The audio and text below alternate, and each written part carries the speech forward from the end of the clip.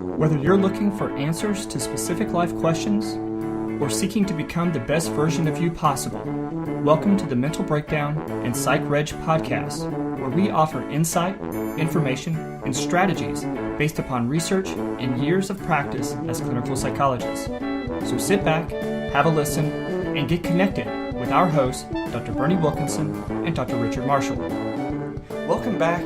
Richard, today's podcast is our interview with Shannon Thomas. Shannon Thomas, private practice. Yes, a social worker from Texas. Good old Texas. Yeah.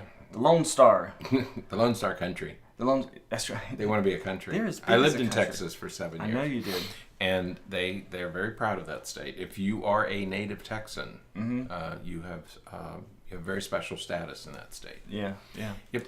So we interviewed Shannon about her book entitled Healing from Hidden Abuse, a journey through the stages of recovery from psychological abuse. Right. Now, the emphasis on psychological abuse. I was going to say, because one of the really interesting things that I hope listeners will pull from this interview is our discussion or her differentiation between emotional abuse and psychological abuse. I thought that was really interesting. Right. But she talks about these stages that she finds her patients working through as they're dealing with and working to recover from a history of psychological abuse. You know, we often talk about physical abuse, sexual abuse, all the obvious abuses. What I really appreciate about her work is that she's talking about the trauma associated with psychological abuse. Yeah. And there's a healing, or essentially a grief process, but a healing process that you have to go through to deal with psychological abuse. Yeah, absolutely. And you know, she has a great personality. She does. The interview was great. I really enjoyed talking with her and just listening to some of the anecdotes and some of the ideas that she had, and the discussion of flying monkeys and she takes a nice lighthearted approach to a difficult subject. She does. And it's fun. It was a fun interview. She's very relaxed, very at ease with the topic, and doesn't take herself too seriously for as important as this work is. Yeah, which is great. So so we hope you enjoy the interview. If you have any questions, links to all of her her websites are available in the show notes, so you can check her out, follow her work, and contact her if you have questions. And if you're in the Dallas-Fort Worth area, we included a link to her practice as well, just in case you want to seek any support there. Yeah. So, all right. Well worth a look. Absolutely. So, enjoy the interview. So yes, again, it's great to talk with you. Where are you located? I know you're Central Time. Yeah, I'm in South Lake, Texas, so we're in the Dallas-Fort Worth area. South Lake, Texas. Yes. You lived in Texas for a while. You did. 7 What years. area? Austin. Oh, okay. Keeping it weird. I was keeping Austin weird. Now Austin has a drinking problem, I'm told. I was visiting there, and my son kept saying, "Yeah, that's the new thing," because they have a number of these microbreweries, craft breweries, and they have scads of them in Austin. So now the motto, it's gone, keep Austin weird, to Austin has a drinking problem.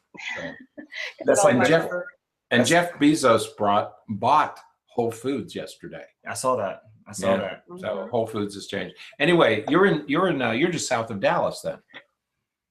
Yeah, we're kind of west, just sort of west of Dallas, straight out, a little bit northern of Fort Worth. Okay. Yeah. Yep. Originally from Santa Cruz, California, so being landlocked is really odd. It's hard, isn't it? That was it's really hard. Being from Florida and then moving to Texas, and where's the beach here? So yeah. But it's good to meet you, Shannon. It's you too. It's a pleasure. I'm glad we can do this. Yeah, me too. Sorry it didn't work out last time. I'm glad you guys were able to get the books, and I'm not sure what was going on, but I think just getting them to you was delayed, but I'm glad everyone got them. So yeah, that's great. And we've enjoyed going through it and reading some of the ideas and thoughts and things that you have. So we're really excited to kind of go through it and kind of get into more detail with some of those pieces of it. So and we'll have a link in the show notes and everything to your book to where that people can get it, and so they can absolutely read what we're talking about. So, super. Yep. So, so your book is called Healing from Hidden Abuse, and a journey through the stages of recovery from psychological abuse. And, you know, as psychologists, we and counselors and therapists, you know, we all kind of specialize and focused in different areas. Tell us a little bit about like how you got into this area. How did you start working, you know, with trauma and psychological abuse and those kinds of issues? Yeah, absolutely. I started out my practice working with kids. And so it was just sort of a meeting families and working with children. And then it kind of morphed into seeing more adults. And as I started to do that, I started to notice that there were some relationships, especially, that didn't really fit our traditional, you know, 50-50 ownership model. You know, everyone brings things into a marriage that causes it to be difficult. I really started to see some marriages and relationships, family relationships and work that were really 80-20 responsibility, 70-30. And so I started doing some research into sort of what was this other dynamic I was seeing. And I read a book by Dr. Les Carter, Enough About You, Let's Talk About Me. Right. And it was really it was really eye-opening that it was like, oh, this is what I've been noticing. And from there, it just really intrigued me, that idea of this hidden psychological games and components that people can play, and they look really good on the outside. You know, it can be that really good billboard living, and yet there's all this damage and trauma, hidden trauma going on. And given my own background and healing and recovery and things in trauma, that I just an area of interest, knowing what, you know, healing is available for folks. And so I just started digging deeper. And as I did, I started to realize that, wow, we have a lot of that in these communities that look really good. And yet there's quite a bit of damage going on behind the scenes. And so it was just sort of unraveling it and noticing that it really fit with the way I look at recovery and counseling and the way my mind works, and kind of like putting the pieces of the puzzle. Well, that's great. You know, we do a lot of work with, like, here we have the Department of Children and Families and, you know, child protection team and everything. And, you know, we do a lot of work evaluating some of those parents that are caught in that system and some of the kids caught in that system. And it's interesting because as we were prepping for this, we both were kind of talking about our shock at how, not just how many children are involved in that system, but how many of the parents that we're evaluating and working with, they too were victims of this, you know, the hidden issues of abuse and, you know, psychological and physical trauma. It's really, it seems it's much more prevalent than what really the numbers seem to suggest. Oh, 100% agree. And that's real interesting that that's your background, because I started my social work background with Family and Children's Services in California, doing investigations and doing court work. So I think that there's that common thread of there's more to abuse and more to trauma and to the real, you know, tearing down of someone's self-esteem that has nothing to do with bruises or broken bones. Right. And Absolutely. all psychological abuse is there when there is then the physical violence, but we are not dealing with everything else before that. And so it's just working with those families and in those systems. I was a baby social worker, you know, and that's how I cut my teeth. And sitting here now in South Lake's totally different than going out with, you know, law enforcement and looking at homes and looking at kids and making sure people are safe. And you know, when you meet a lot of parents, that parents love their kids. I mean, I met maybe a handful of really diabolical parents, but for the most part, they were repeating a lot of the psychological games and abuse that were done to them. Right. So I think that commonality among us probably really does drive some of this interest in unraveling the systematic psychological piece. Right. Shannon, I have a quick question. As I was reading your book, you talk about narcissistic and antisocial personality disorders, but you're not limiting the abuse just to people with personality disorders, right? No, I'm not. The work that I've done in the psychological abuse recovery community does talk a lot about narcissists, sociopaths, psychopaths. But no, it's not limited to those folks who just have that diagnosis at all. I do think, though, that when we see psychological abuse and we see it as a willful game, not coming out of undiagnosed bipolar disorder or not coming out of drug addiction or alcohol addiction, if we see it as a truly willful event, then we have to wonder, would they fit the criteria? Gotcha. Right. Yeah, because as I was reading your book, and I agree with you totally. We do a you know the ACEs program out in California, the one that the adverse childhood experiences. And And so we do some work with kids who are neglected. They're not physically abused, but it's the effect of neglect on children, or inadvertent abuse, parents who don't intend to be abusive as those with a personality disorder. So it's an unintentional abuse, but it's still abusive. Right. Right. And I do differentiate that in the book of emotional abuse. I think that when people are not intentional, when I think about psychological abuse, I'm thinking about the intentionality of this is a game, this is entertaining, this is, unless it's at lower level, kind of lower spectrum narcissistic personality that's just kind of like, hey, you're in my way and you're just sort of there and not giving me what I need, not sort of the I'm out to entertain myself. Right. But when people are drug addicted or people are dealing with other traumas of their own, I think we really have to limit then the narcissistic diagnosis. We have to be looking at post-traumatic stress or some other things that parents might be operating out of. And that would be more emotionally abusive. They're not intentionally trying to systematically destroy their children.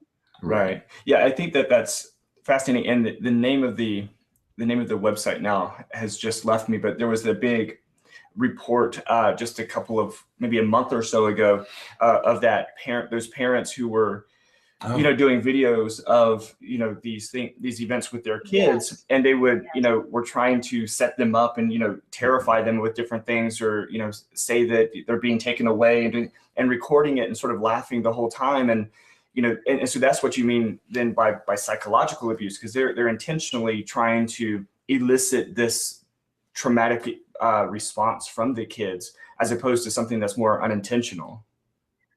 Absolutely. I think it's something that, if I'm struggling as a parent with just my own basic stability, and out of that I neglect, and out of that I abuse, and out of that I do those things, that's emotional abuse to me that can be rectified.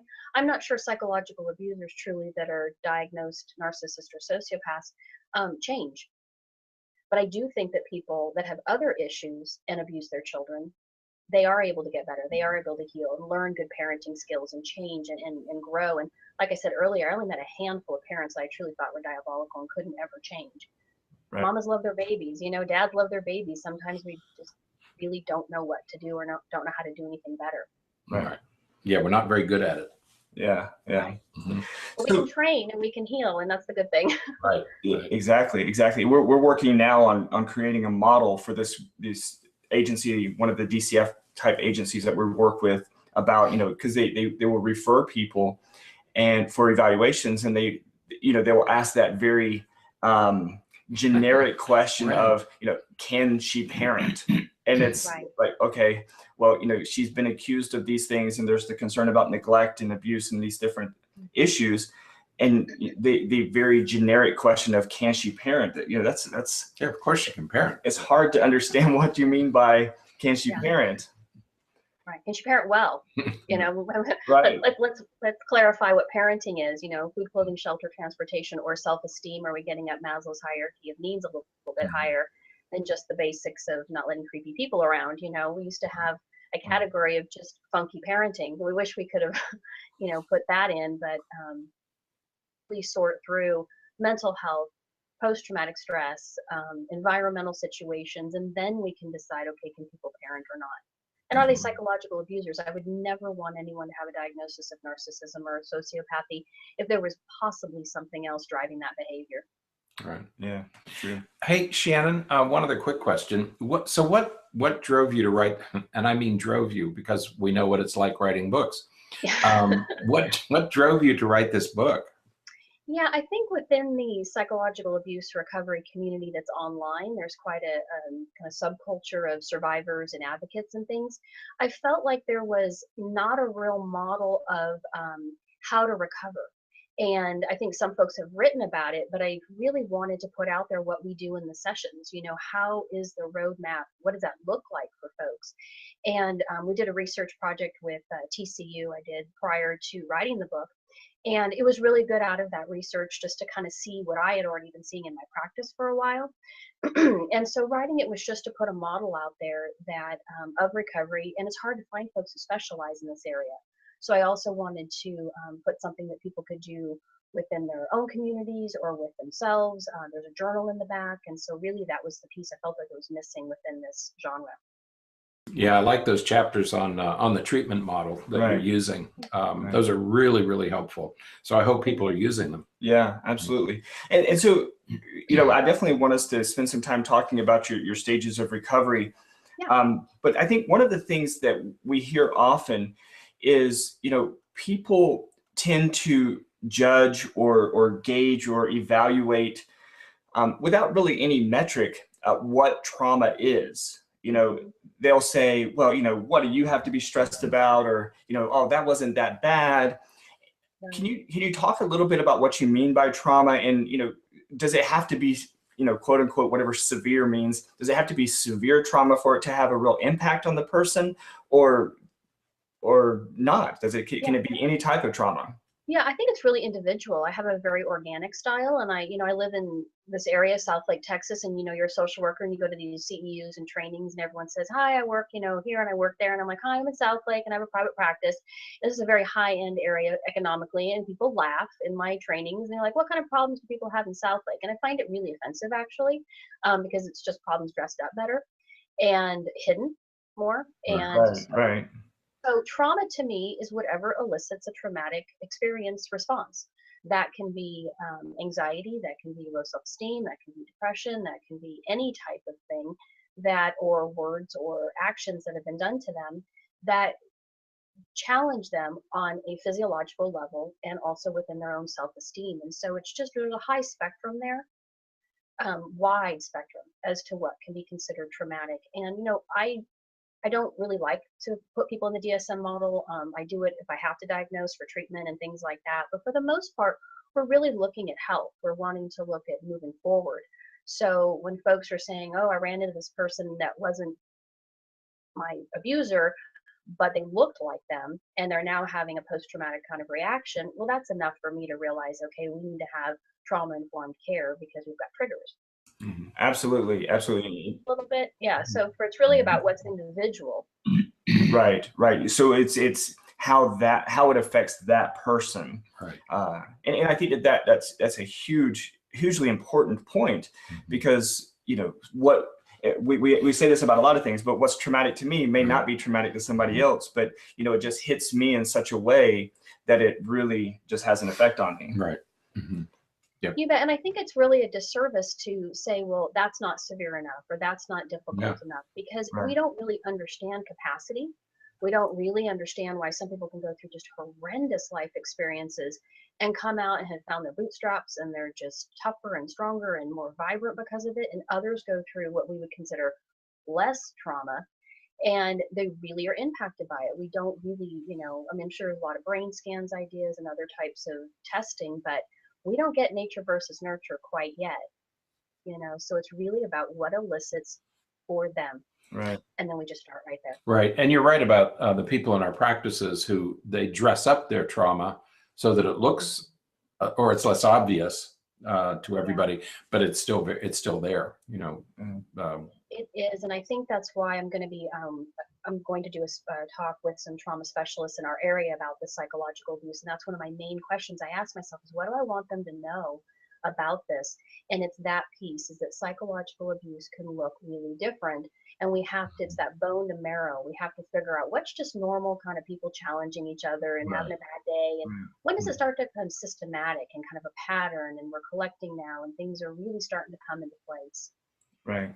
And I sort of, as you were talking about that, and, this may be a little bit edgy to even say this, but it makes me think of sort of the double-edged sword of stories, of these hugely success stories like Oprah and Maya Angelou and those folks who, certainly went through very, very challenging things and they were able to overcome them and everything. Right. And while those stories are fantastic, I think that's sometimes when you get these scenarios where people with, again, what a lot of folks would consider less traumatic experiences, and they're struggling and they just can't overcome it. And they think, well, Oprah overcame all of that, and this person overcame all of that, and I can't even get past this one little thing. And sometimes it exacerbates the problem just a little bit for that person. Agreed. And I have a question that I ask everybody is, what is a high quality life for you?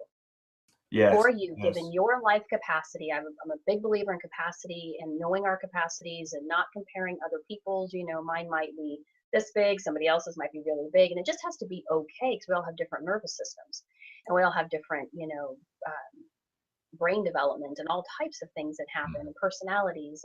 And so it's really the question is, what is a high quality life for you at this point, given your life story? Right. What is growth? What is health? What is vibrancy? That's going to look different for everybody. And I think it needs to be okay that it's different. Yeah, absolutely. We were talking about success in one of our earlier podcasts this week, and we were talking about success, and that frequently children define success very differently than their parents' success for them. Parents have a certain concept of what success looks like, but it may not match the child's version of success. Right.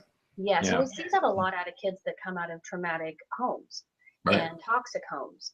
And so some of my most favorite clients are those young kind of 18, 19-year-olds that are really on their own trying to find their footing because their parents, were not there to help them, and helping them see that they have a great path ahead of them. They just need to find it. Yeah, absolutely. What does that look like for them? And for some folks, it's paying their bills on time, paying their rent every month, making sure that their car's registered, making sure that, all the bills are going. Those are beautiful qualities to achieve. I mean, I celebrate them. I like this idea of what do you call it? A high quality life? What is a high quality life for you? Yeah, I like that. Yeah, for you specifically. Right. And I think that we all have to step back and say, what is that for me? Right. And then how do I become grateful and empowered and vibrant within what is my high quality life? That might be something different for someone down the road. Mm-hmm. Mm-hmm. Right. And I think that kind of gets into, as we're going into this to talk a little bit about your stages of recovery, that is sort of, certainly reminds me of, as we talk about restoration and maintenance and all, what do we consider to be success, or what do we consider to be our goal, and how do you know if you've achieved that? But you have the stages of recovery, and I guess as an introduction to that, can you tell us a little bit about where those stages came from, how you came develop those different stages? Right. How'd you decide on those? And how did they evolve? They kind of just came to me. I mean, it's sort of, they showed up in the office since 2009. It's one of those things that working with folks, as I sat down to think, okay, what would somebody who maybe can't go to counseling, and not as a substitute that the book can do that, but maybe as a guidepost of just sort of, okay, how would they get going into finding recovery? I just thought, okay, how do people start? How do they show up? And they show up a lot of times in despair. Those first few sessions are really, really hard because they're blaming themselves. They've internalized all of what I consider brainwashing techniques of a psychological abuser, kind of like cult leaders. And so it's very much deprogramming all of those internal lies that don't fit for them.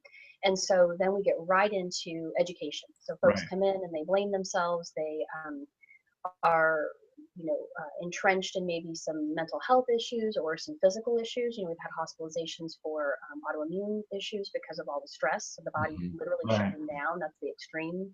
And so right away we start talking about gaslighting. Right away we start talking about all the things I cover in education. Because from there, then they go, oh, I didn't even know there were terms to these things that this person has been doing to me. I didn't even know that other people experienced the silent treatment to the point of panic attacks. I didn't even know that there's all this out there. And this really actually is a thing. And yes, it's very much a thing. It's very much, we can touch it, we can explain it now.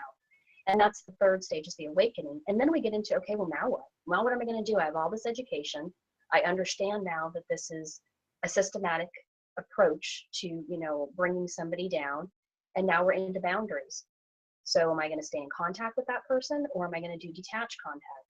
And that's a real tough stage for folks. But once they get through that and decide what they're going to do and continue to evaluate that, then they move into restoration. Okay, so now I've set some limits with this situation, this person, this environment. What has been lost? And that's that sort of really rebuilding. And then maintenance is just keeping it all going and healing at a deeper level. Great. Hey, Shannon, when they come in, when you say when they present with despair. Yeah. you don't know ahead of time that this is what's coming in the door. What are you looking for at that first stage? Yeah, really, really good question. Now I know a little bit more because when I speak to them, they'll say, well, I read your book. I think I'm, dealing with someone who's a personality disordered or psychological abuser. In the beginning, it was, I've been married for a while. I think I'm really causing a lot of problems in my marriage, or I'm having anxiety. I can barely go to work, or I'm at work and I'm high functioning and I'm hiding it and I'm going to the bathroom and having a panic attack. So then people would come in originally, especially now, I mean, prior to the book and prior to some of the work, and would sit down and there would be a lot of angst, maybe just some real exhaustion, worn out, a lot of, I've been with somebody who points out all of my faults and I really think they're right because they say this about me and this about me and I know those faults to be true. There's always a little bit of truth thrown in with the poison. Mm-hmm. Mm-hmm. And so it was a lot of self-blame. And when I would ask, okay, well, what is their part? Sort of what is it that they think they're doing in the relation, the other person? What do they take ownership of? Well, not a lot. Right. Not a lot. It's usually kind of me. I'm like all the problem here. I'm like, okay, let's look at that a little bit more. And and so we kind of just start to unravel the story. Tell me about, read your text. Tell me sort of what's the dialogue like between the two of you. And real quickly you can start to see the you, and twisting and turning and the manipulation game. Gotcha. What if they come in and they start talking about their partner being the problem? Yeah. We listen and we sort of figure out, okay, tell me what they do, tell me what the pattern is, how do you respond? I'm forensically trained for interviewing. So I think that helps a lot to be able to ask those who, what, where, when, how, why questions and really open questions. And so it's a lot of dissecting because sometimes people will come in and they are the problem. They are the abuser. They are the one, and they're there because they want, a therapist to sort of align that, yes, they're the victim and the other person's, horrible. Right. So a lot of times it's just really interviewing and asking and looking for patterns, and patterns is for me the theme. Yeah, that makes sense. Right. And so, and you said that they, when they present with despair, and then the next stage, of course, you mentioned was education, and you have these 6 vocabulary words. You mentioned gaslighting a moment ago, but there's also the smear campaign, flying monkeys, which of course is reminiscent of Wizard of Oz. That's right. It was almost Alice in Wonderland. Off to do her bidding. Yeah. And then, of course, the narcissistic offense, intermittent reinforcement, and idealize, devalue, and discard phases. So tell us a little bit about the differences between some of these so that we, you kind of know how you're educating. Yeah. And, what's interesting for me as a clinician is those are not terms that we learn, right? So those are not clinical terms. Those are more pop culture terms, but they're terms that non-trained mental health professionals can really relate to.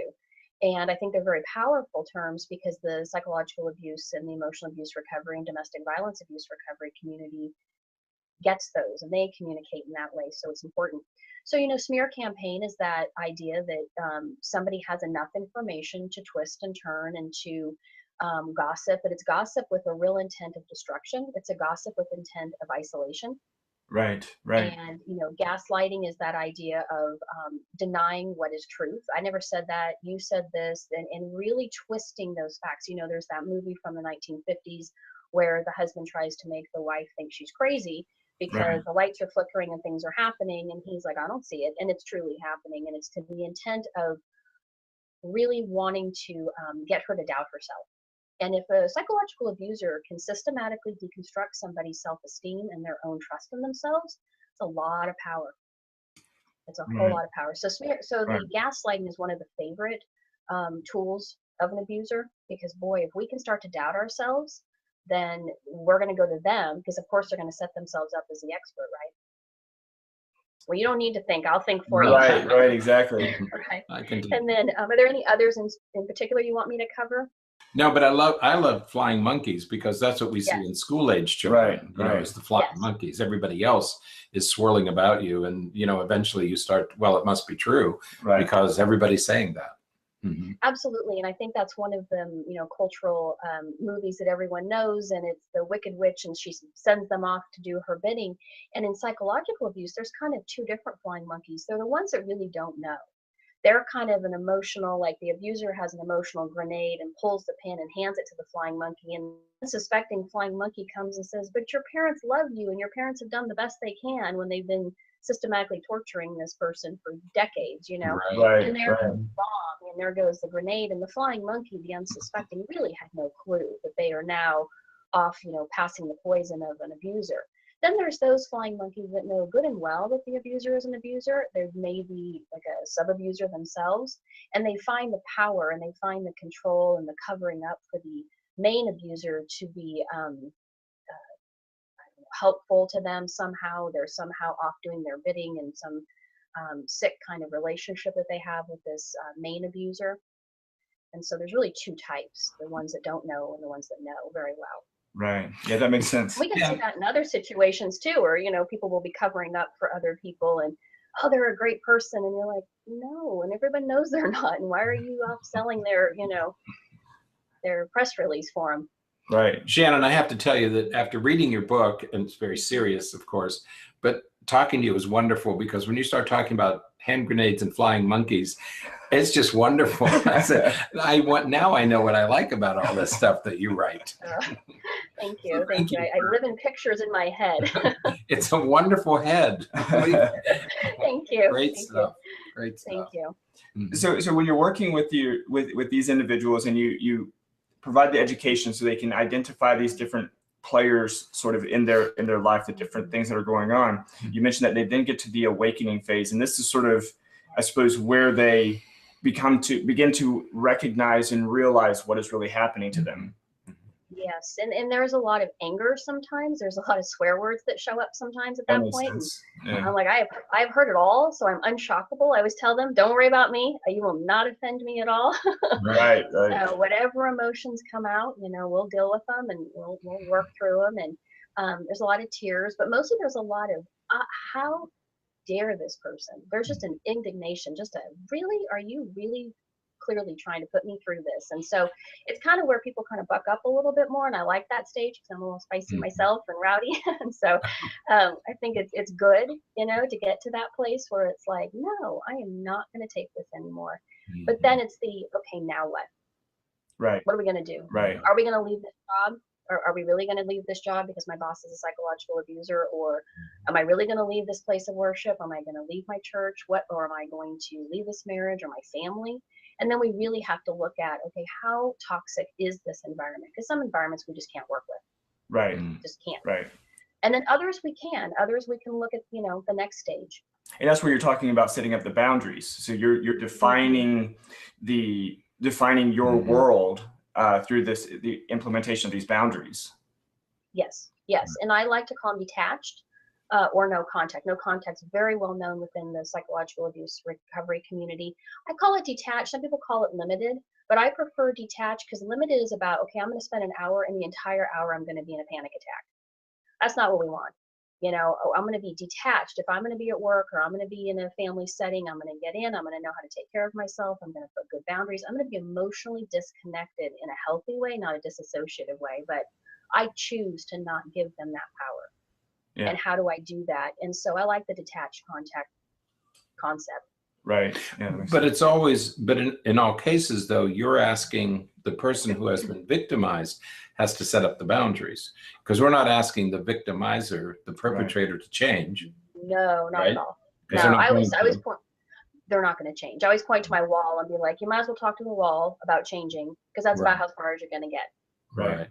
If somebody is a true psychological abuser, I always use this picture of the fence. The psychological abusers are on one side, folks with stuff to work out, and believe me, we've all had stuff to work out, right? And we get healthier.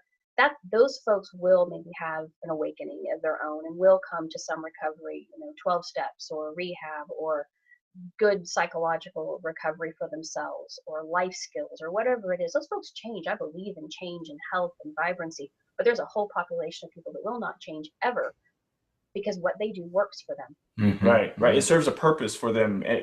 Even if it's a subconscious purpose, a need, subconscious need. It's serving some need for them. Well, it's all about them. Right. So, I mean, what's not to work about that, right? Right, exactly. A lot of problems with that.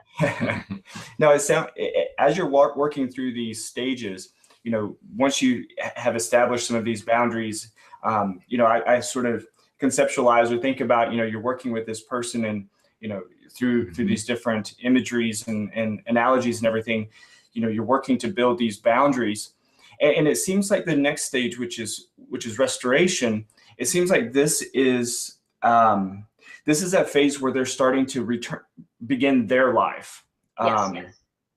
Now, however they define their life, they may, what is normal becomes a question, but they define their life the way in which they want to define their life now, outside of that abusive relationship. Yes, and I think it's a really powerful taking back stage. Right. Whether it was childhood abuse, and so we don't have anything to go back to. A lot of times survivors that were in a relationship or in a bad work setting or somewhere else say, I want to get back to who I was. I used to feel vibrant. I used to be, and psychological abusers are drawn towards strengths. They're not drawn towards weaknesses in people, because of these strengths originally were kind of like little sunshine on them too. They could kind of, glob onto it and suck some life out. I think I call them leeches in the book. I'll spare a lot of words, right? So they're like sucking the life out of this, target. But from childhood abuse, then there's no, I want to get back to, it's, what do I do now? I just need to know who I'm going to be as an adult. What kind of human being do I want to be now? And then start from there. And so it's really about that dreaming stage. It's not a to-do list. It's just, what is missing, what has been sort of ripped apart from my life, and how can I get it back in a very slow, gentle, not put myself on a treadmill kind of way, but putting furniture back in an empty room. Yeah, that makes sense. And even with that final little analogy, it fits well with restoration, because you're restoring your room. And then once they've reached some level of restoration, or once they have arrived at how they define their normal life to then be, of course, your final stage is maintenance, just working to maintain that, to keep that up. Yeah, definitely. And a lot of times folks will swing back to some of the earlier stages and kind of do a little bit deeper work, a little bit deeper understanding, a little bit richer. That's why I always say in the book, go through it first and then come back around, because I think we can get it at a deeper level. It's like listening to music or watching a movie, you just hear something and see something different another time around. And maintenance is really about keeping out the weeds. It's keeping out about the folks that come along that may want to, be abusers themselves, or it may be adding folks to your life that bring kind of a richness to it. And so maintenance is really a great stage of just enjoying the journey that they've been on. Right. Shannon, as I was going through these, restoration to me seemed like the most difficult phase to achieve. Has that been your experience? It seemed like it would come and go, like you'd make progress and then the person would slide back, and then you make a little progress and they slide back. I actually see that in boundaries. Oh, you do? Okay. I do. Well, that makes sense. Yeah, from my perspective, I think restoration actually gets to be kind of exciting for folks. It's like losing weight. I've lost quite a bit of weight over my life. It's super great, and so it's enjoyable to get healthier. But I think that's with restoration too, that things start to get better. There's like a momentum that happens, and it just feels sparklier. Boundaries is really tough. Why are boundaries more difficult? Yeah, because I think it's that idea of, am I going to stay in the cult or am I not? Just real blunt. I think it's that idea of, what am I going to do now? Now I know. Now I've had an awakening. Now I see, what's been done to me. Am I actually going to now put my head back in the ground almost voluntarily, where before it was not voluntarily? They were caught. Okay. They did not know. Right. It sounds like boundaries is where the change really happens. Yes. That's where everything begins to adjust, because, using the wall metaphor, or the fence, it's like, as you're building it, the cement is still wet. And so it can be moved. It can be, it's not as stable until it really gets in there and dries and gets solid.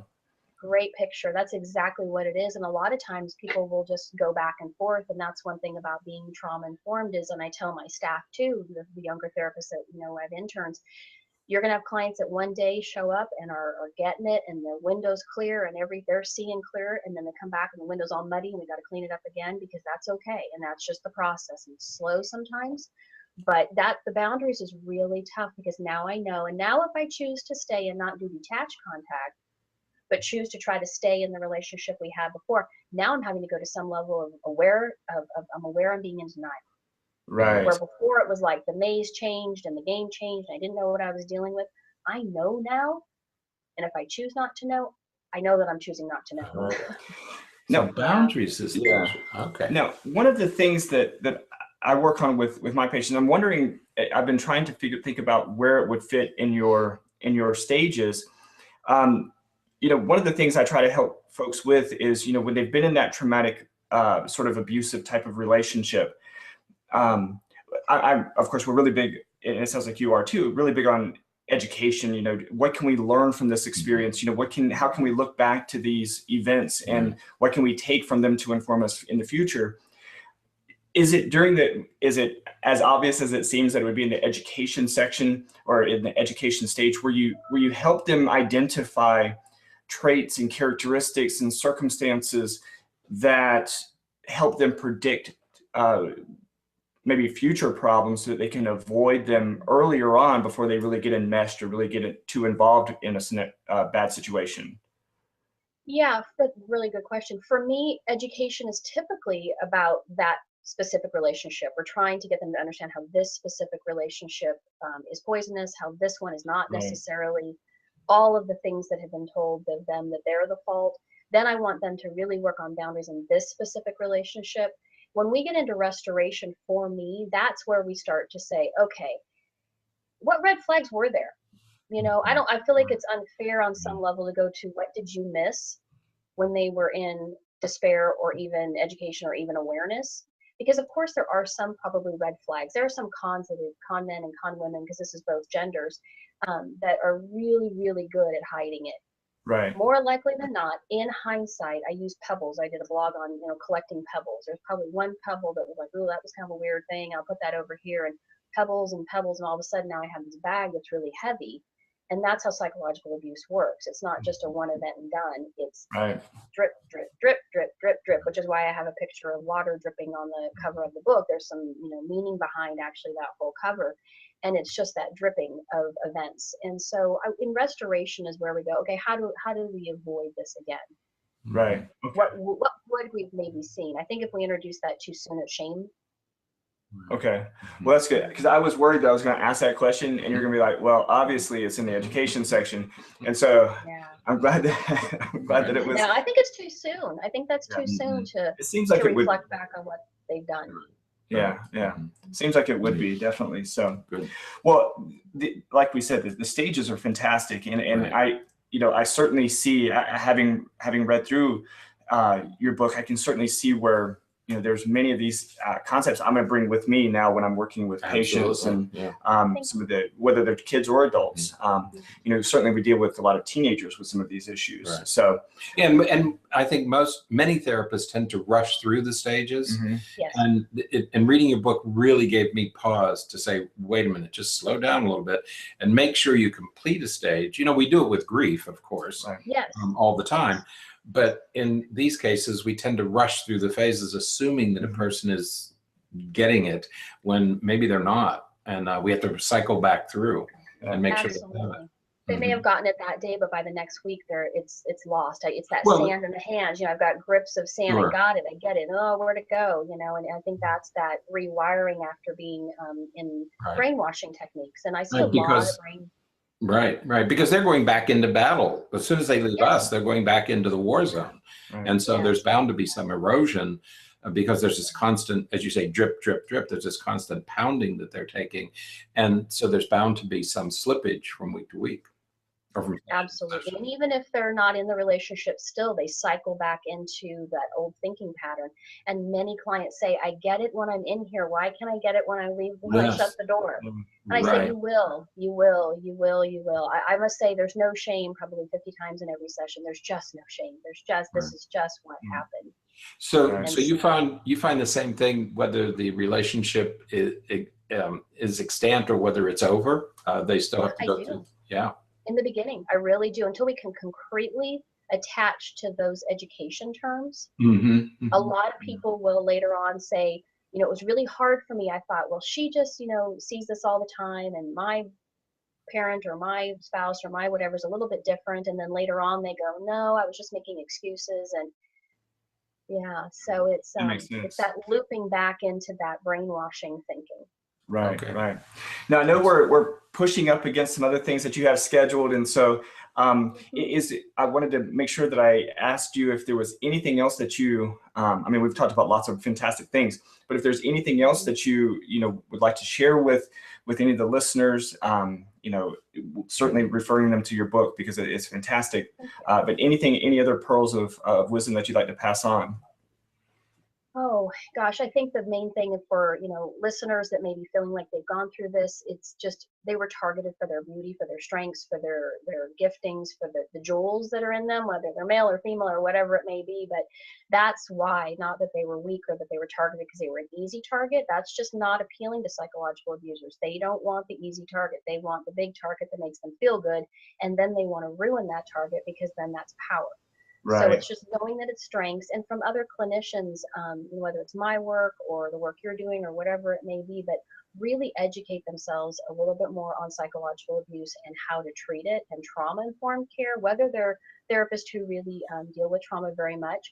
Because what's happening is that clients are going into therapists and they're being re-victimized, not intentionally. We are saying things as Right. clinicians that are Right. harming people.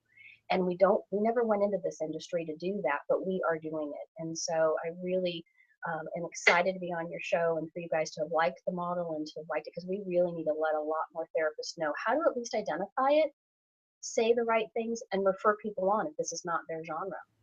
Yeah, absolutely. Excellent. Absolutely. So, well, we have really appreciated talking with you. I really Yes. appreciate your Love the work book. and all of your writing and everything. How can our listeners follow you? I know we're going to put a link to your practice website on the show notes, but how else can people follow you and see more of your work? Sure. The quickest way is shannonthomas.com. And from there, it links to the business, it links to the book, it links to some social media. And so, shannonthomas.com is probably the quickest and easiest way to find the work. And then from there to branch out. Excellent. Well, fantastic. Well, we'll certainly you. have that link up, and it has been a pleasure to finally get to talk with you. We've had to schedule and reschedule a couple of times, but we really appreciate your understanding, and it's been a thrill talking with you. And absolutely, if whenever the next book is ready, the next work that you're doing is ready, let us know, because you are always welcome here and to come on and talk more about your work. Thank you. I really appreciate the work you're doing with families and all the other work you're doing. It's so vital. And I really enjoyed chatting with you guys. And I'm starting another project this summer, so I'll let you know down the road. Let us know. Oh, Okay. I will. We're excited about that. So Thank you. Thank you. All right. Thank you. Have a great day. All right. You too. Thanks. You too. Thank you. All right. Well, that was a great good. interview. So until next time, stay happy, stay healthy, and forget to be afraid.